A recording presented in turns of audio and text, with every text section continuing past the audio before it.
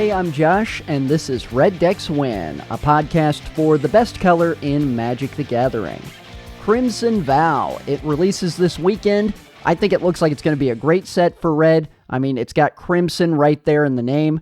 I like vampires. Vampire weddings happening. Plenty of vampires in the set in Red.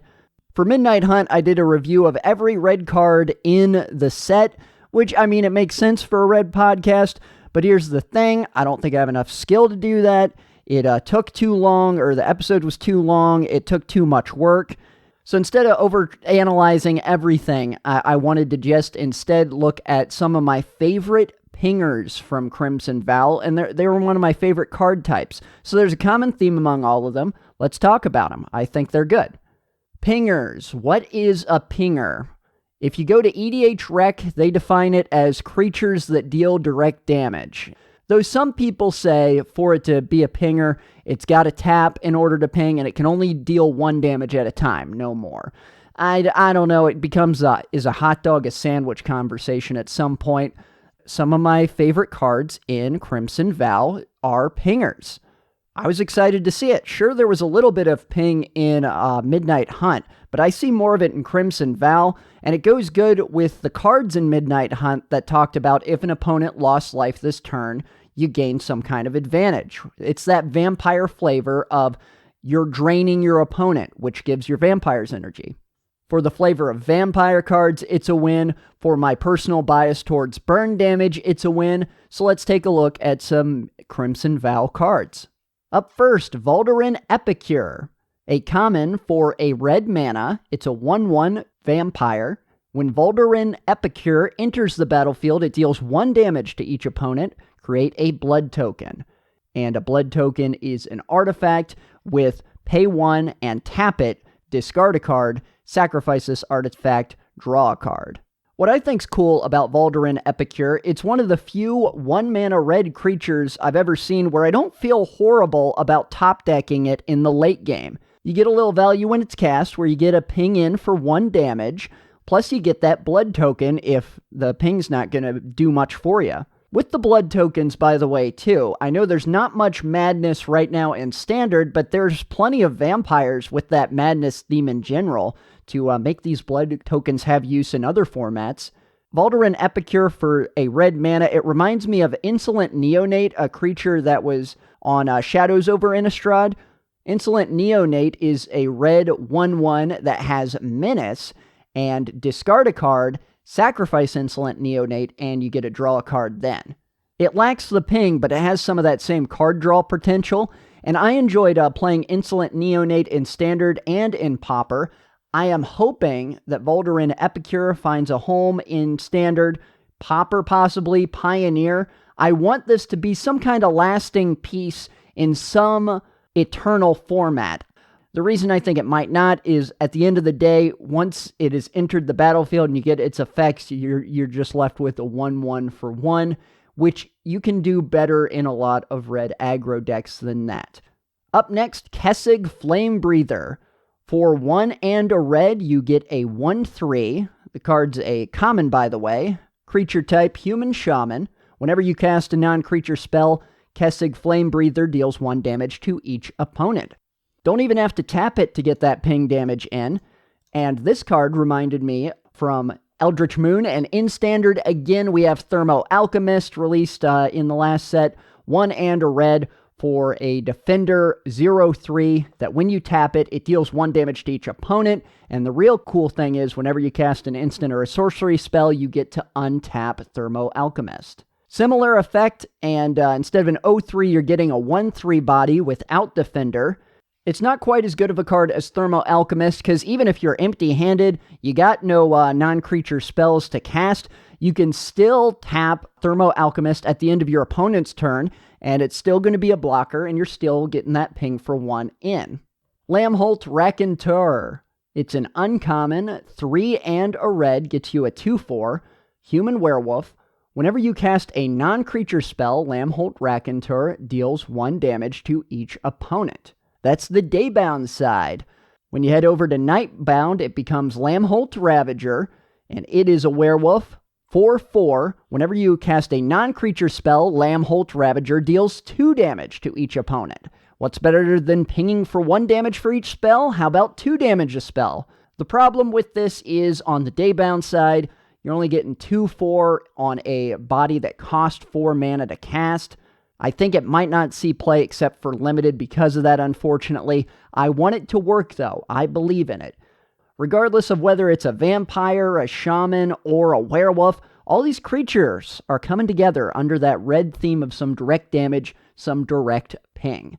Got another human werewolf next. It is a mythic card, Volatile Arsonist.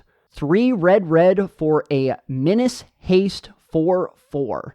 Whenever Volatile Arsonist attacks, it deals 1 damage to each of up to 1 target creature, up to 1 target player, and /or up to 1 target planeswalker. That's on the Daybound side. When it becomes night, it is now Direstrain Anarchist, a werewolf that's a 5/5 Menace Haste. Whenever Direstrain Anarchist attacks, it deals 2 damage to each of up to 1 target creature, up to 1 target player, and /or up to 1 target planeswalker. 2 of my favorite creature keywords together at last, Haste and Menace. There's only one other creature that has Haste and Menace, and it is Chittering Host, a meld card, so it's almost impossible to get out. This is much easier, even though it's 5 mana, to get on the battlefield. It's cool being able to do 1 damage across the board. There's spells that you have to cast mana on. Getting that effect on a body seems great. Their well-established board could really take a hit. You're going to be able to trade better because all their creatures are going to have 1 less toughness for the turn.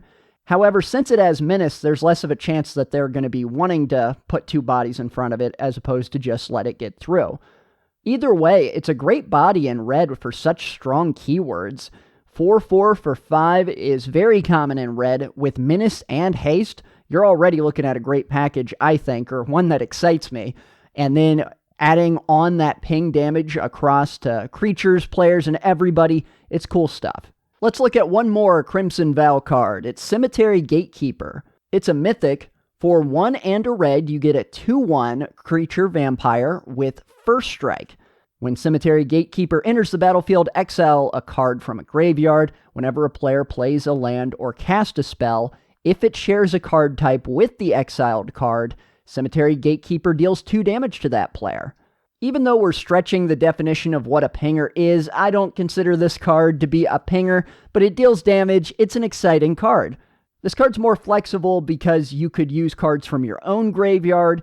Maybe you want to have your deck full of artifact creatures or something, so you hit 2 types of cards at once that'll deal damage to them.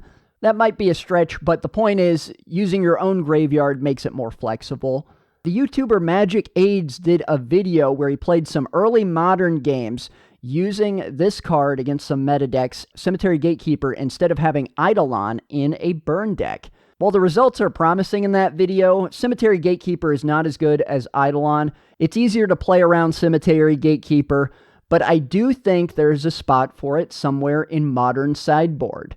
Maybe not in the best streamlined modern burn deck you can possibly get, but in some of them, and maybe another type of archetype will develop where Cemetery Gatekeeper has a place. A 2/1 for 2 in red with First Strike. You see that power creep that we've dealt with, but I don't mind it too much. It's cool to get better creatures in red. Cemetery Gatekeeper is another strong vampire as well, which might come into play more in Standard or Commander than anything else. In Standard right now, from this set, there's also Dominating Vampire that cares about how many vampires you have, and Falconwrath Pitfighter, among others. Vampire Tribal has gotten support in this set, which makes sense since vampires are like the main focus.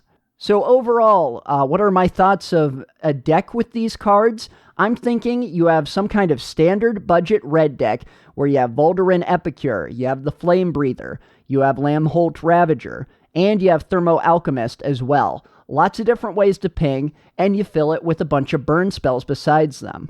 Royal Eruption, Play with Fire, Spike Field Hazard. If you're just looking to kill their creatures, Frostbite and Cathartic Pyre. On the little more expensive side of burn, you have Magic Missile and Ingenious Inspiration.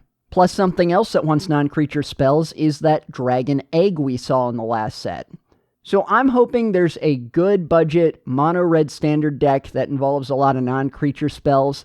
Of course, if this doesn't work out in the meta or even as a budget deck, if people want to spend some more money, there's plenty of other good mythics like the Cemetery Gatekeeper we mentioned, new dragons in Crimson Vow, and other dragons like our friend Goldspan, whose price is quite high in Standard too.